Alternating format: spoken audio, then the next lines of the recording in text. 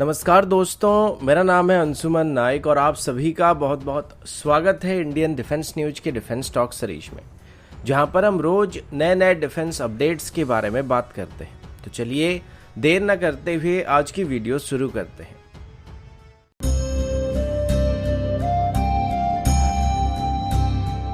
आज की पहली अपडेट कैट्स वॉरियर सिस्टम को लेकर है। सबसे पहले 2021 की एरो इंडिया शो के दौरान कैट्स वॉरियर सिस्टम को डिस्प्ले किया गया था और ये एक सिंगल सिस्टम नहीं बल्कि कंप्लीट पैकेज था जिसमें कई सारे सिस्टम शामिल थे।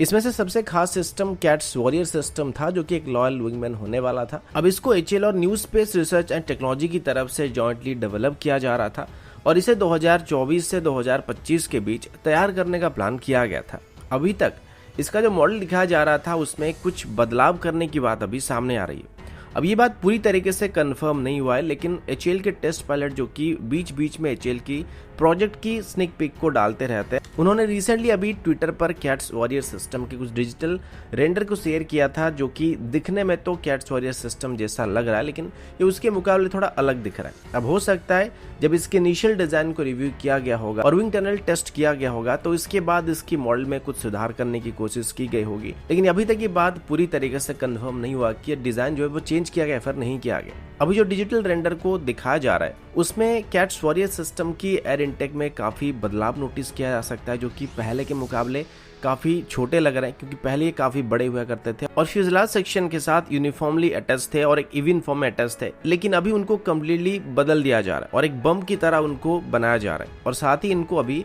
पहले के मुकाबले काफी नैरो भी कर दिया गया। लेकिन ये बात अभी तक कंफर्म नहीं है कि ये डिजाइन जो चेंज किया गया ये ऑफिशियल चेंज या फिर किसी फैन की तरफ से इसकी मॉडल को तैयार किया गया।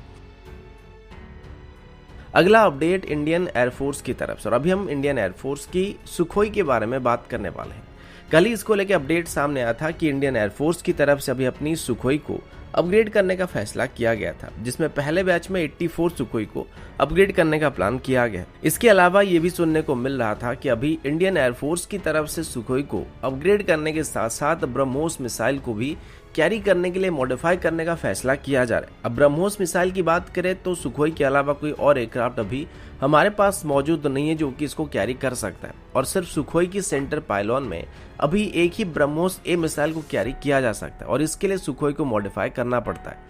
इनिशियली ऐसे 40 सुखोई को ब्रह्मोस को कैरी करने के लिए मॉडिफाई करने का प्लान किया गया था, लेकिन अभी इसको 60 तक इंक्रीज करने का फैसला किया जा रहा है। पहले ही इंडियन एयरफोर्स की तरफ से 40 सुखोई को ब्रह्मोस ए को कैरी करने के लिए अपग्रेड करने के लिए एचएएल को कॉन्ट्रैक्ट दिया जा चुका था और अभी इसमें 20 और सुखोई को शामिल करने के बारे में सोचा जा रहा है, यानी कि कुल मिलाकर 60 सुखोई को या लगभग 3 स्क्वाड्रन ब्रह्मोस इक्विप्ड सुखोई को इंडियन एयरफोर्स में रखने का फैसला किया जा रहा है। साथ ही अभी ब्रह्मोस एरोस्पेस की तरफ से ब्रह्मोस ए की एक एनहांस्ड वेरिएंट को भी बनाया जा रहा है जिसकी रेंज 800 किलोमीटर तक होने वाली है और इसको भी कैरी करने के लिए एडिशनल सुखोई को अपग्रेड करने का फैसला किया जा रहा है।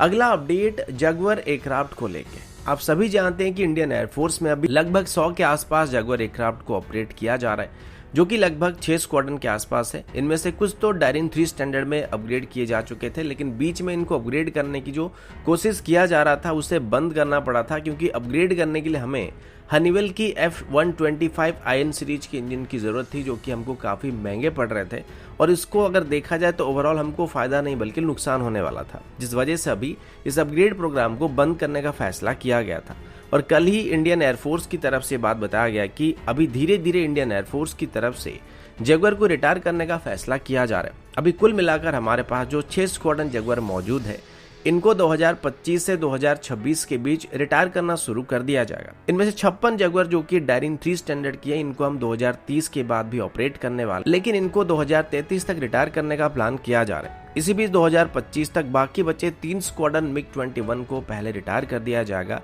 जिनके बाद जगुआर फ्लीट को रिटायर करना शुरू किया जाएगा। इसी के साथ ही अभी इंडियन एयरफोर्स की चीफ की तरफ से बताया गया कि जब उनको रिटायर किया जाएगा तो इसकी भरपाई करने के लिए तेजस और तेजस MK-1 का इस्तेमाल किया जाएगा। और तेजस की बात करें तो अभी इंडियन एयरफोर्स के चीफ के मुताबिक इंडियन एयरफोर्स में लगभग 2 स्क्वाड्रन तेजस को इंडक्ट किया जा चुका है, जिसमें से पहले स्क्वाड्रन में 16 और दूसरे स्क्वाड्रन में 14 तेजस इंडक्ट हो चुके हैं। इसमें से जो 14 तेजस है वो FOC वेरिएंट के हैं। इसके अलावा बाकी बचे 2 FOC वेरिएंट के तेजस को HAL बना चुका है, लेकिन इनको अभी HAL के पास ही रखा गया, जिनको तेजस MK-1 की सब सिस्टम्स को टेस्ट करने के लिए इस्तेमाल किया जा रहा है। लेकिन इनको जल्दी ही इसी फाइनेंशियल के अंदर इंडियन एयरफोर्स को डिलीवर कर दिया जाएगा। इसके बाद HAL की तरफ से भी तेजस की ट्रेनर वेरिएंट्स को भी डिलीवर करना शुरू कर दिया जाएगा। और अभी तेजस की 8 ट्रेनर वेरिएंट असेंबली लाइन में पहुंच चुकी है, जो कि अभी अलग अलग स्टेज में मौजूद है और इनको जल्दी इंडियन एयरफोर्स को डिलीवर किया जाएगा। प्लान के मुताबिक टोटल 18 ट्रेनर एयरक्राफ्ट को 2024 की मार्च से पहले इंडियन एयरफोर्स को डिलीवर करना होगा,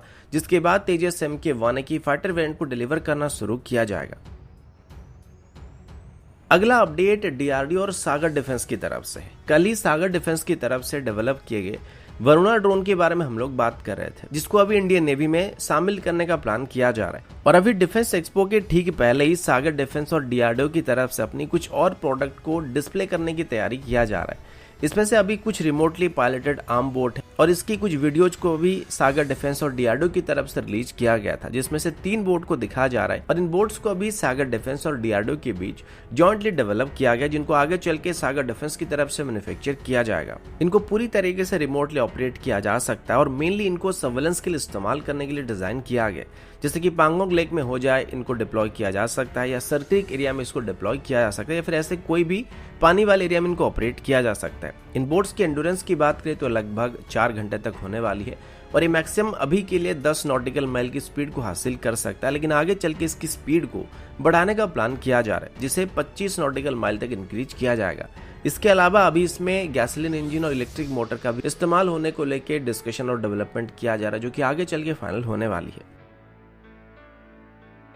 अगला अपडेट ट्राई कलर को लेके। आप सभी ने गाना जरूर सुना होगा, विजय विश्व तिरंगा प्यारा झंडा ऊंचा रहे हमारा। बचपन में जब भी DD नेशनल में गाना बजता था तो रोंगटे खड़े हो जाते थे। आज भी मेरे हिसाब से ये गाने में उतना ही फ्रेशनेस है जो कि 25 साल पहले हुआ करता था। आप सभी जानते होंगे कि भारत और पाकिस्तान के बीच वाघा और अतारी बॉर्डर में हर दिन फ्लैग होस्टिंग सेरेमनी किया जाता है, जिसमें हजारों की तादाद में लोग जाके शामिल होते हैं और इसमें पाकिस्तान और भारत दोनों के लोग शामिल होते हैं। लेकिन इसी बीच वाघा और अतारी बॉर्डर में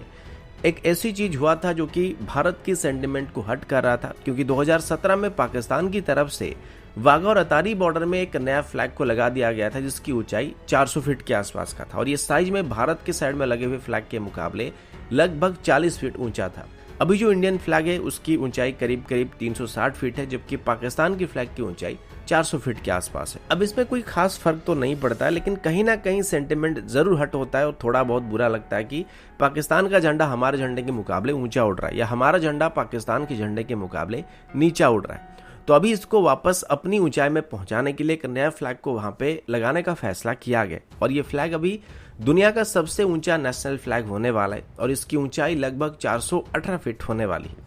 और इसे अभी हमारी नेशनल हाईवे अथॉरिटी इंडिया की तरफ से वाघा और अतारी बॉर्डर में लगाने का फैसला किया गया, जो कि अभी पाकिस्तानी फ्लैग के मुकाबले 18 फीट ऊंचा उड़ने वाला है। अब ये भारत के लिए तो बहुत ही बड़ी गर्व की बात होने वाली, लेकिन मेरे हिसाब से वाघा और अतारी बॉर्डर में जहां पर सालों से दोनों देशों के बीच फ्लैग होस्टिंग का एक ट्रेडिशन सा बन गया, जिसमें दोनों देशों के लोग जाके शामिल होते हैं और अपनी अपनी आर्मी के जवानों को सपोर्ट करते हैं और उनका उत्साह बढ़ाते हैं, तो वहां पर ऊंच नीच का कोई फर्क रखना नहीं चाहिए, तो दोनों देशों की फ्लैग को बराबर रखना चाहिए। तो दोस्तों अभी के लिए इतना ही, मिलता हूं आपसे अगले वीडियो में, तब तक के लिए जय हिंद, वंदे मातरम।